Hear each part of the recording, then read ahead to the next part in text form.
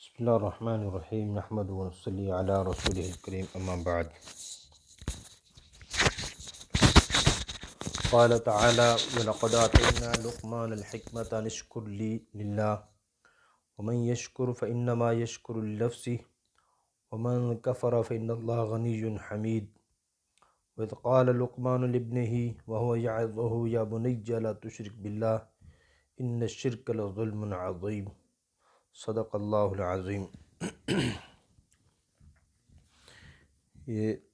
ایک دو آیتیں میں نے آپ کے سامنے عرض کی ہیں۔ ان سے مقصود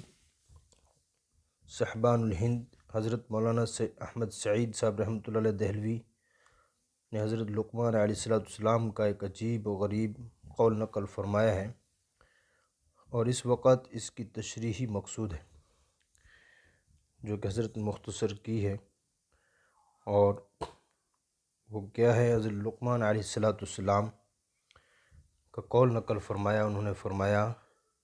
کہ میں نے 4000 نبیوں کی خدمت کی اور 4000 نبیوں کی صحبت میں رہا ہوں، اور ان کی تعلیم سے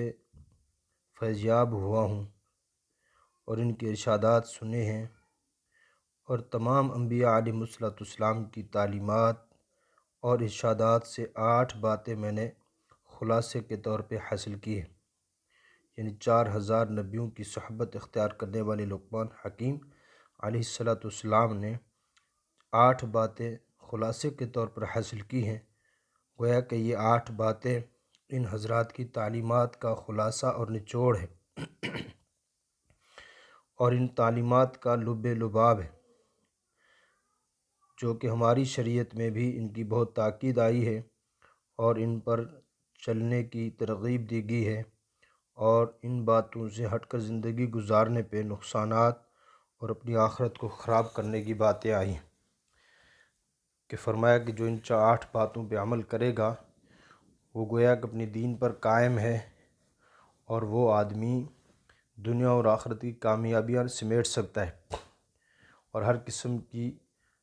غلط باتوں سے، اپنی عزت کو خراب کرنے سے، اپنے وقار کو خراب کرنے سے، بے دینی سے،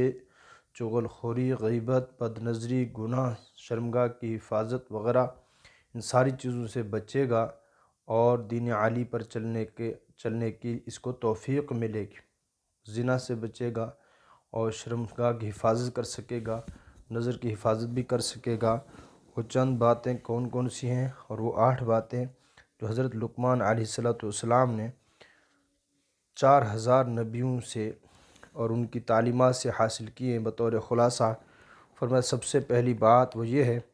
کہ جب تم نماز میں ہو تو اپنے دل کی حفاظت کرو، یعنی نماز میں ہو تو اپنے دل کو بھی اللہ کے سامنے رکھو، اور خشوع اور خضوع پیدا کرو، یعنی ظاہری اعتبار سے بھی عاجزی، انکساری، اللہ کا خوف ہو، اور دل کے اعتبار سے بھی اللہ تعالیٰ کا خوف اور اللہ تعالیٰ کے سامنے پیش ہونے کو، اپنے آپ کو سامنے سمجھیں۔ تو پہلی بات کیا ہے کہ جب تم نماز میں ہو تو اپنے دل کی حفاظت کرو۔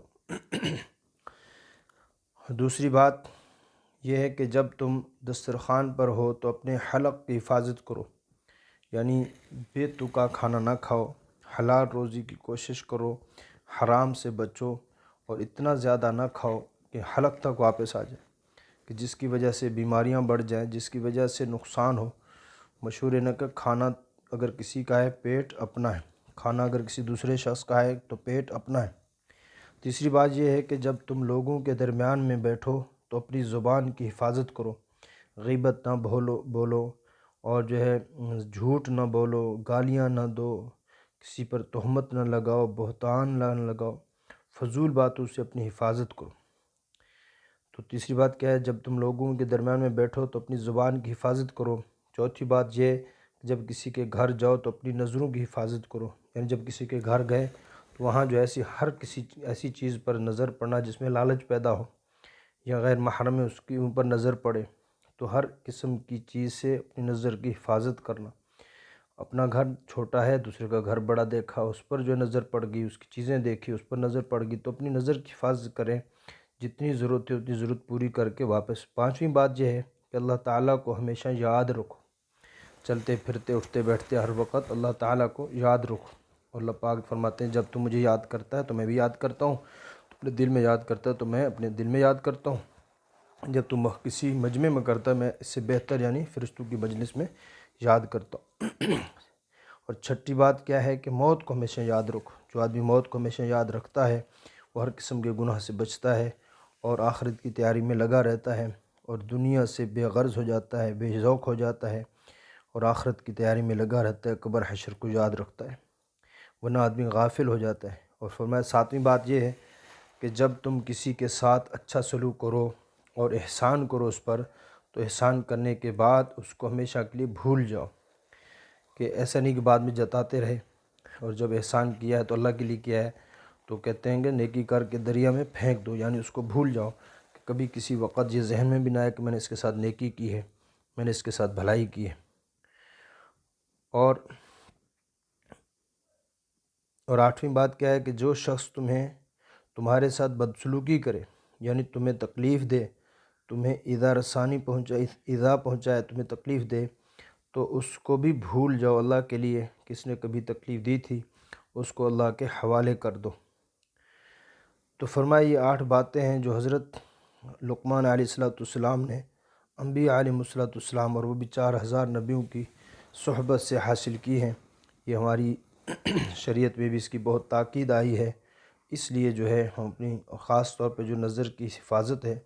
اس کی بہت زیادہ احتیاط کریں، اس کی وجہ سے انسان اپنی شرمگاہ کی حفاظت کر سکتا ہے۔ تو فرمایا شرمگاہ کی حفاظت وہ ہے جو ہمیشہ اس کی جائے، کبھی کبھار نہیں، ہمیشہ اس کی حفاظت کی جائے۔ اسی طرح زبان کی حفاظت کی جائے، نظر کی حفاظت کی جائے، اس سے فرمایا ایمان کا بھی نقصان ہے اور جسم کا بھی نقصان ہے۔ اور جو ہر وقت اللہ پاک سے ان باتوں پر عمل کرنے کی توفیق مانگی جائے۔ اللہ تعالی ہم سب کو اچھی باتوں پر عمل کرنے کی اور بری باتوں سے بچنے کی اور حضرت لقمان علیہ السلام کی ان باتوں پر عمل کرنے کی توفیق عطا فرمائے۔